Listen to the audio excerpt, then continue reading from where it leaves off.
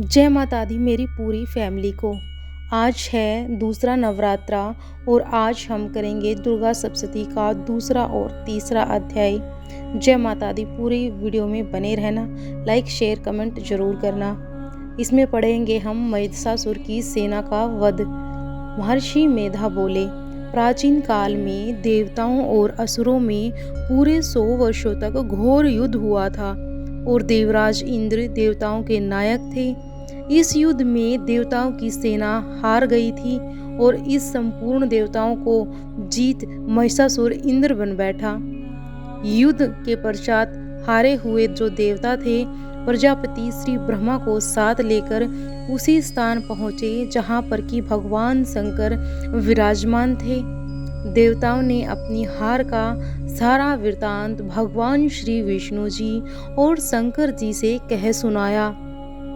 वह कहने लगे, हे प्रभु, महिषासुर सूर्य, चंद्रमा, इंद्र, अग्नि, वायु, यम, वरुण तथा अन्य देवताओं के सब अधिकार छीनकर सबका स्वामी खुद बन बैठा है। उसने समस्त देवताओं को स्वर्ग से निकाल दिया।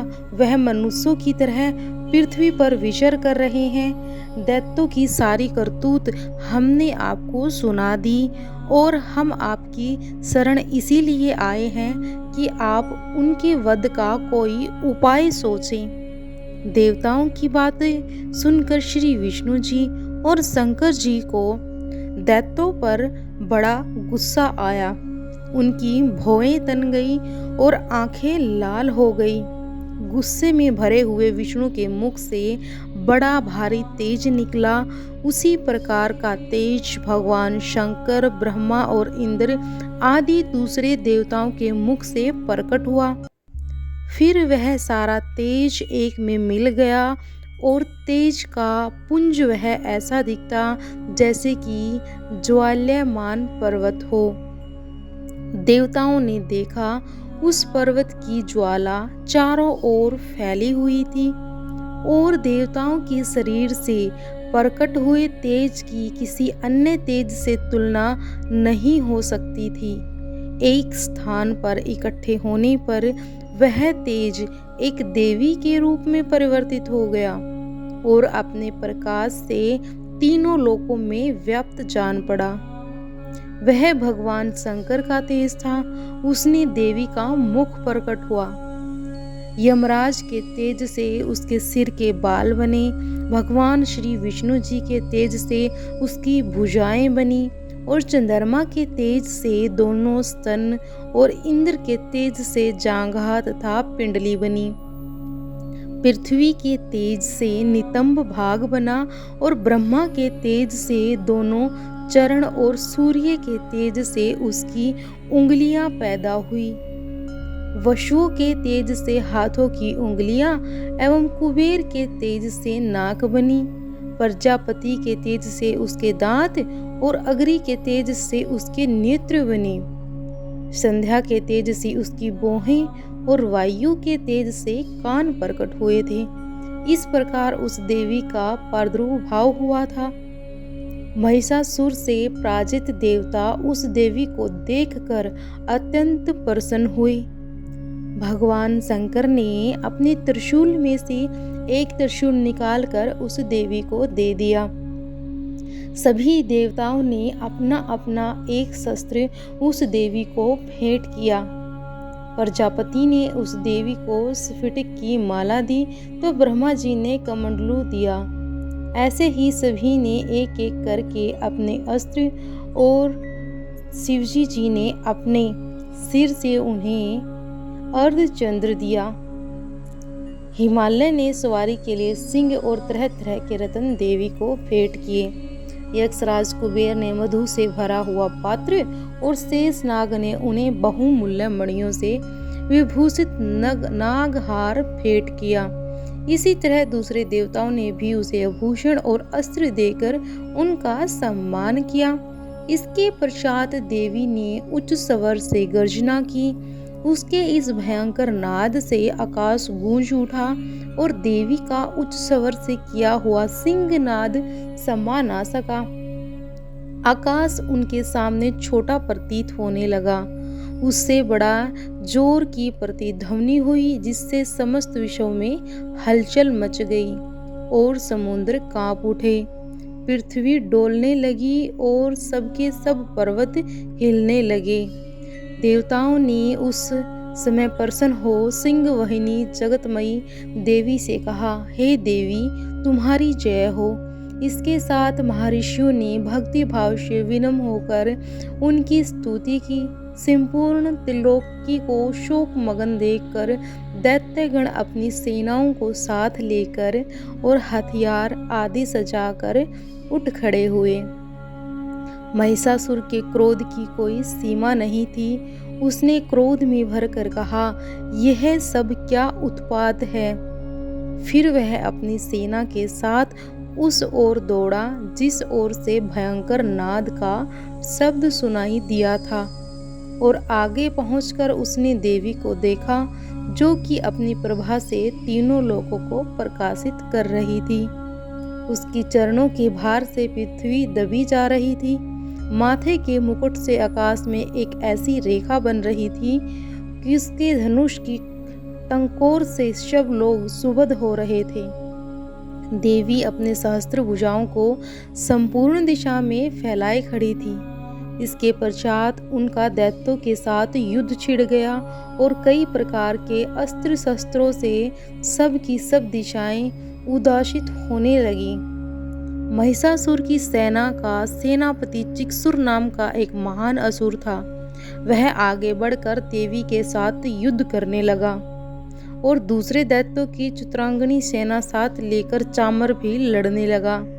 60,000 महारथियों को साथ लेकर उदग्र नामक महादैत्य आकर युद्ध करने लगा और महाहनु नामक असुर 1 करोड़ हाथियों को लेकर 80 लोमा नामक असुर 5 करोड़ सैनिकों को साथ लेकर युद्ध करने लगा।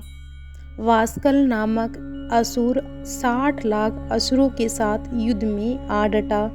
इस प्रकार सभी राक्षस अपनी अपनी सेनाओं को साथ में लेकर युद्ध में आ खड़े हुए और देवी के साथ क्रोध में भरकर युद्ध करने लगे। देवी का वाहन भी क्रोध में भरकर दैत्यों में सेना में इस प्रकार विचरण करने लगा, जैसे कि वन में दावानल फैल रहा हो। युद्ध करती हुई देवी क्रोध में भरकर जितने भी श्वास को छोड़ती, वह तुरंत ही सैकड़ों हजारों गणों के रूप में परिवर्तन हो जाते।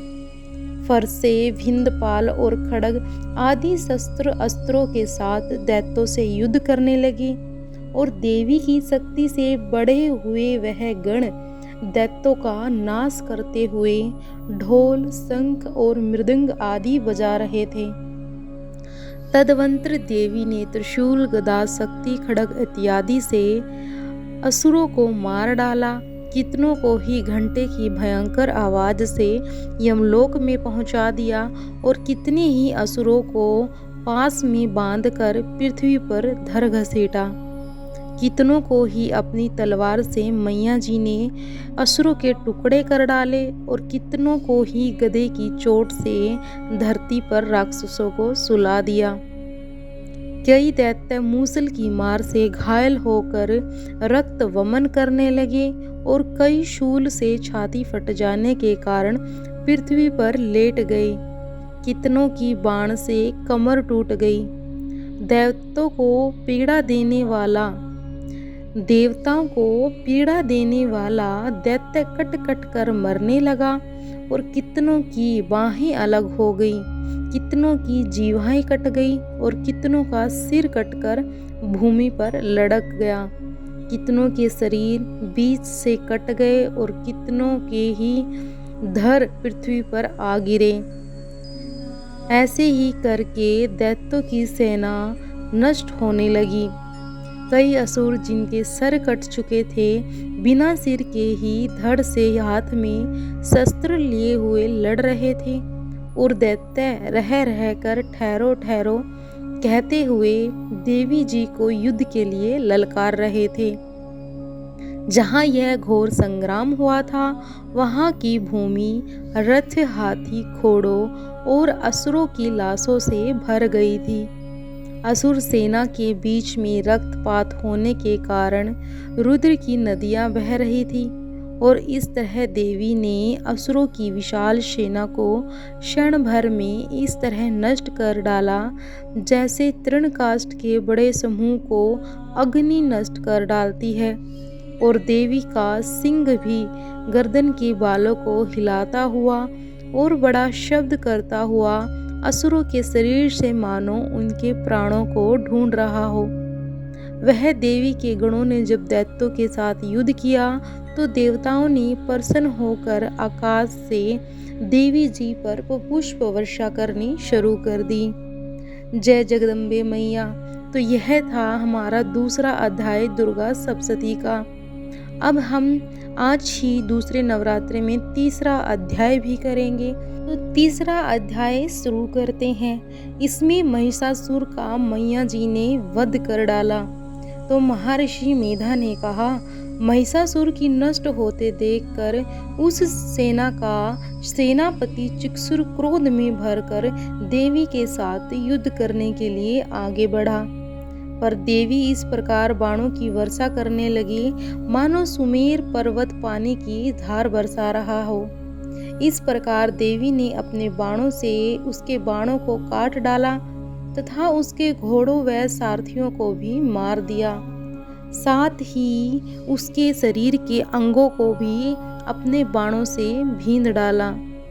धनुष, घोड़ों और सारथी के नष्ट हो जाने पर वह असुर ढाल और तलवार लेकर देवी की तरफ आया।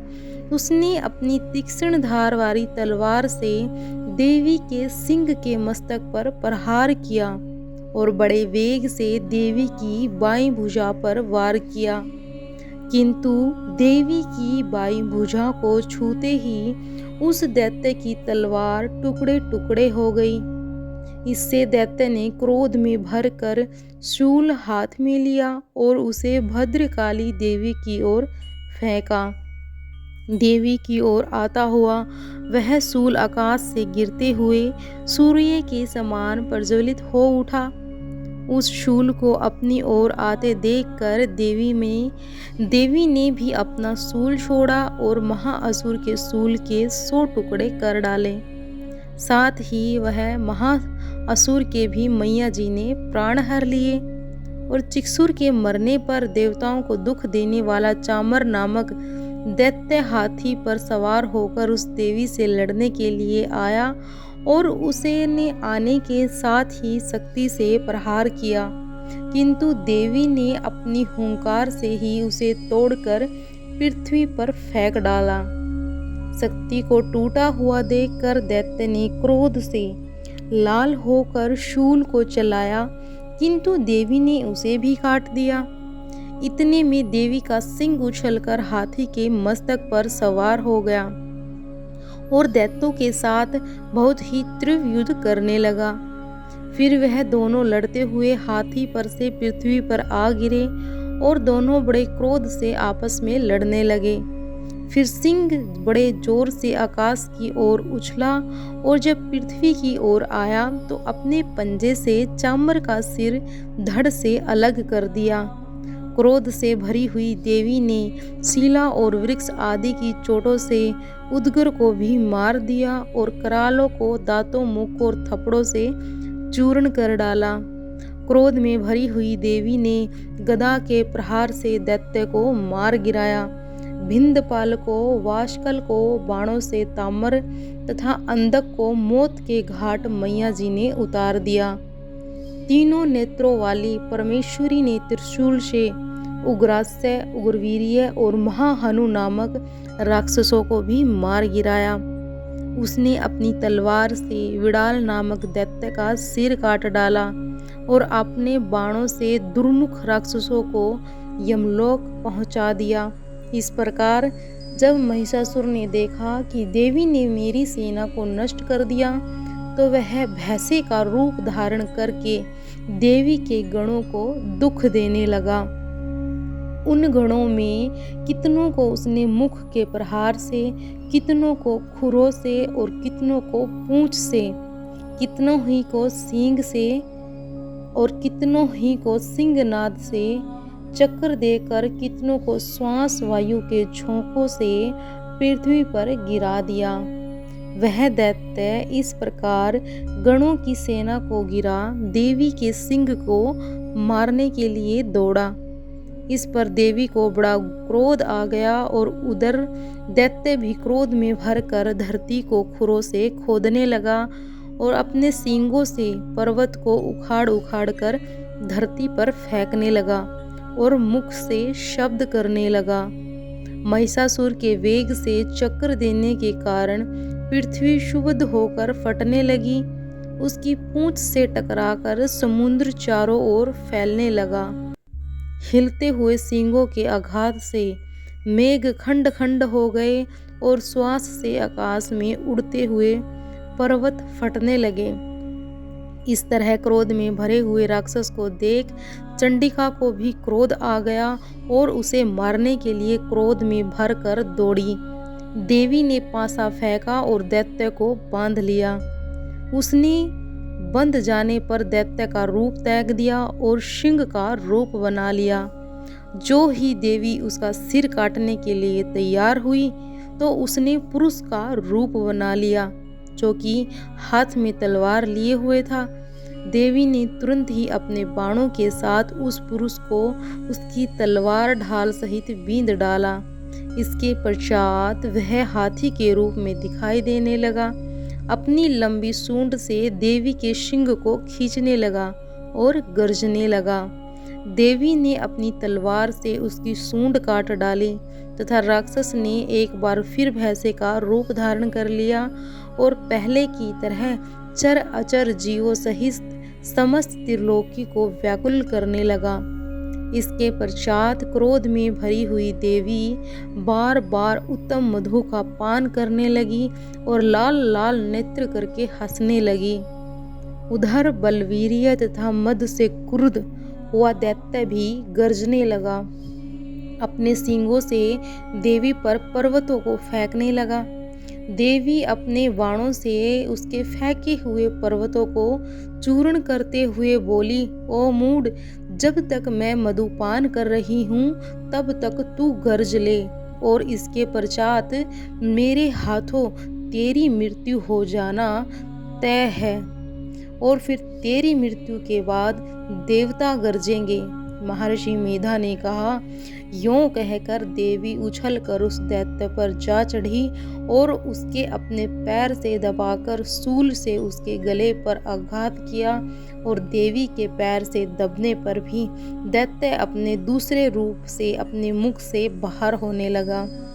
अभी वह आधा ही बाहर निकला था कि देवी ने अपने प्रभाव से उसे रोक दिया और जब वह आधा निकला हुआ दैत्य युद्ध करने लगा तो देवी ने अपने तलवार से उसका सिर काट डाला।